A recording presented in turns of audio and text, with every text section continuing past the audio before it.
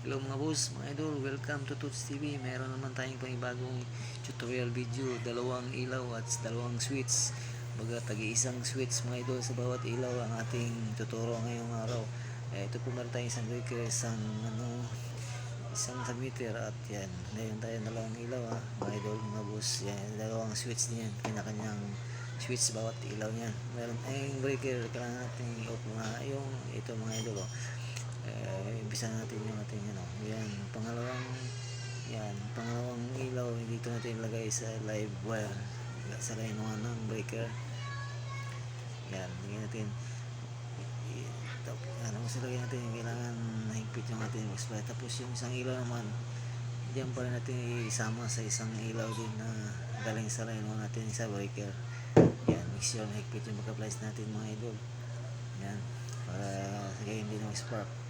Tapos isang tatlong wire mga idol galing sa switch. Yung isa niyan papunta sa ating switch galing sa ilaw sa isang bulb. Yan, ipitan natin ng plies para at least hindi na mag spark. Tapos yung isa naman idol yan, sa isang ilaw, yung isang wire lagay naman natin sa switch.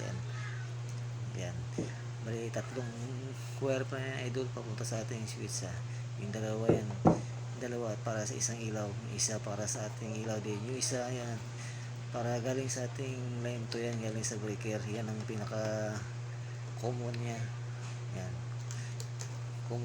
ang papunta sa switch din yan. Kaya mga tatlong wire lang yan sa ating switch, isang common, dalawa at isang wire papunta sa ilaw, isa rin papunta sa ilaw. Kaya tatlong wire yung mga idol yung switch natin.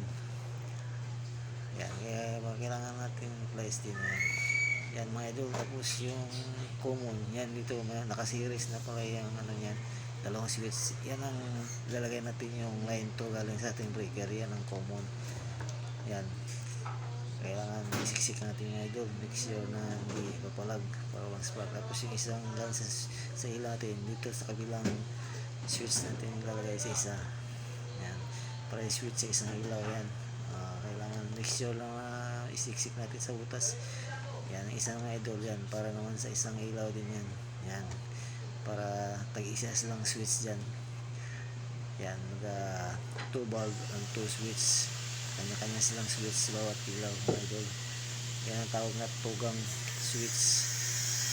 Ayan mga idol, make sure lang i-fit sa place para hindi na mag-spark ng ating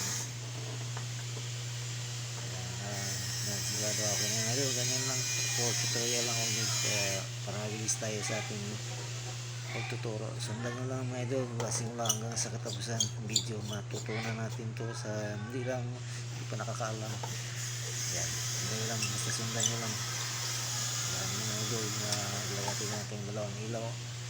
Yan, at para may testing natin, kailangan una natin yung ating breaker. Yan mga idol, may ilaw na yung dalawa.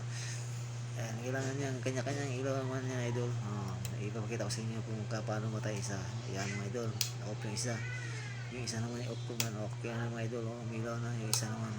Yan, umilaw, patayin ka naman yung isa naman. Yan mga idol, okay na yung mga idol. Sundan nyo lang yung video ko mula simula hanggang sa huli. Matutunan nyo na yung mga idol. Basic lang yan sa pag-aralan ng mabuti, para madali lang talaga yung mga idol. Very basic lang yan. Salamat sa inyong panonood mga idol. Share na, comment.